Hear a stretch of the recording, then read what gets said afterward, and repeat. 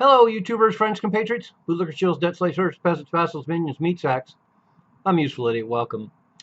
So there's a new report that came out that's getting a lot of attention. And it's Michael Green, an economist strategist, and he's saying we should reevaluate the poverty line, um, and says that the numbers that we use now are a political tool, and that the poverty line is very distorted, and that the measurement is a failure and the metric is obsolete.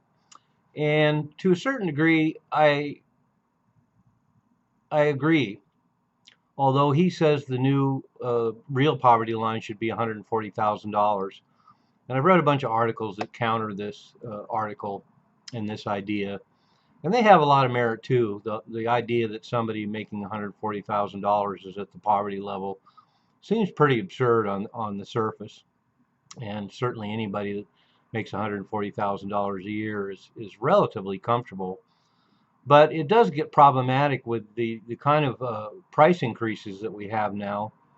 The fact that food has supposedly gone up 23% in the last 5 years, although I would argue, I look at the items that we see inflationary prices, and I think they've doubled. A good example is Saffron Road prepared meals. They used to be about $3.50 a piece, and they're now $8. Or a bag of potato chips that used to be about $3 or $4 in a party size is now $7. And of course, the packaging is a lot smaller. And I could list a whole bunch of other examples. But and then we have property taxes going through the ceiling. We have auto insurance prices going through the ceiling. The cost of auto repairs are going through the ceiling.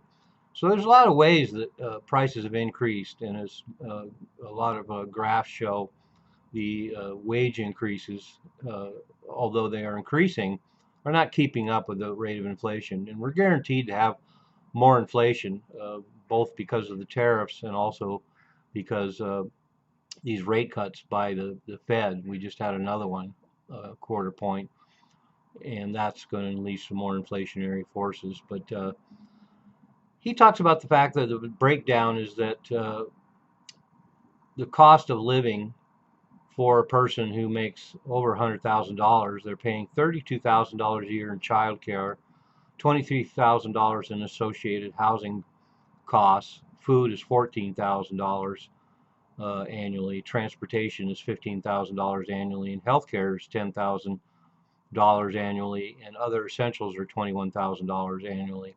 So he comes up with a figure of $118,000, and then $18,000 of taxes on that, and then comes up with the idea that the real poverty line is $140,000.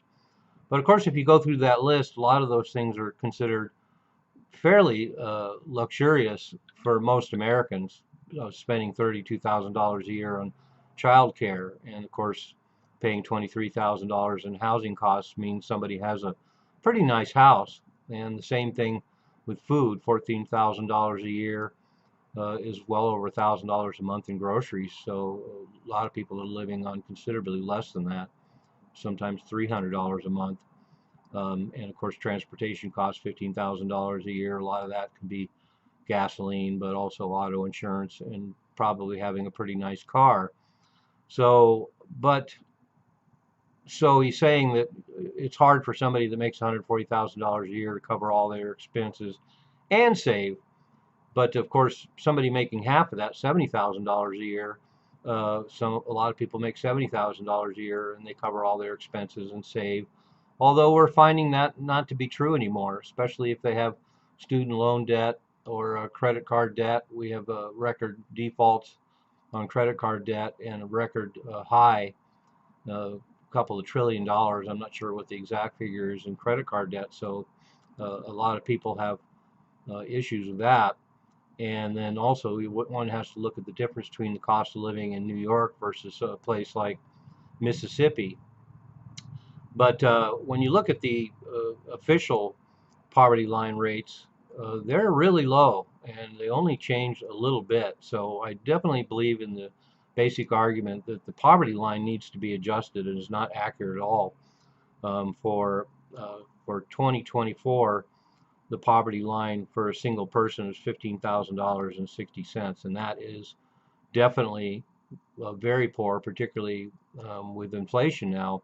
I don't know how any single people can live on $15,000 a year, so that's definitely poverty.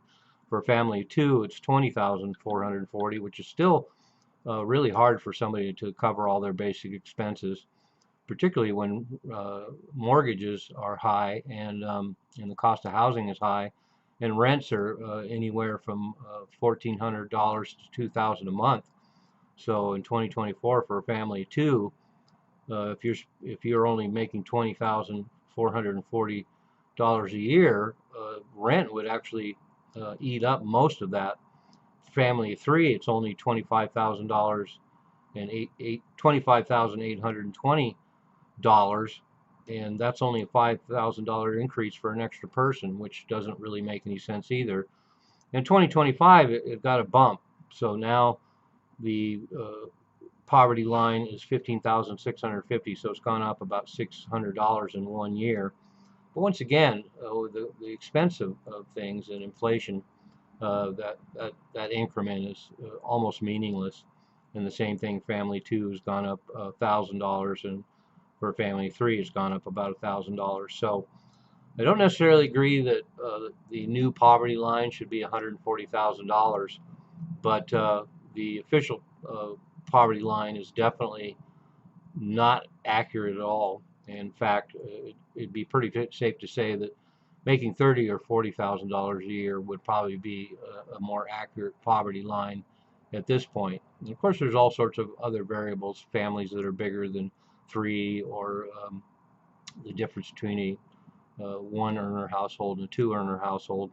But of course, that's incorporated in the overall numbers. So anyway, an interesting discussion, and I think it is definitely something to be looked at as far as adjusting the poverty line, and the adjustments in the poverty line right now certainly don't incorporate the kind of inflation we've seen, 7 to 8% under Biden. And of course, if you incorporate housing and energy, which they don't incorporate in inflation numbers, and then you look at the actual inflation in food prices, which I argue is at least 50%, then somebody who makes $30,000 or $40,000 is definitely going to be considered poor in this society.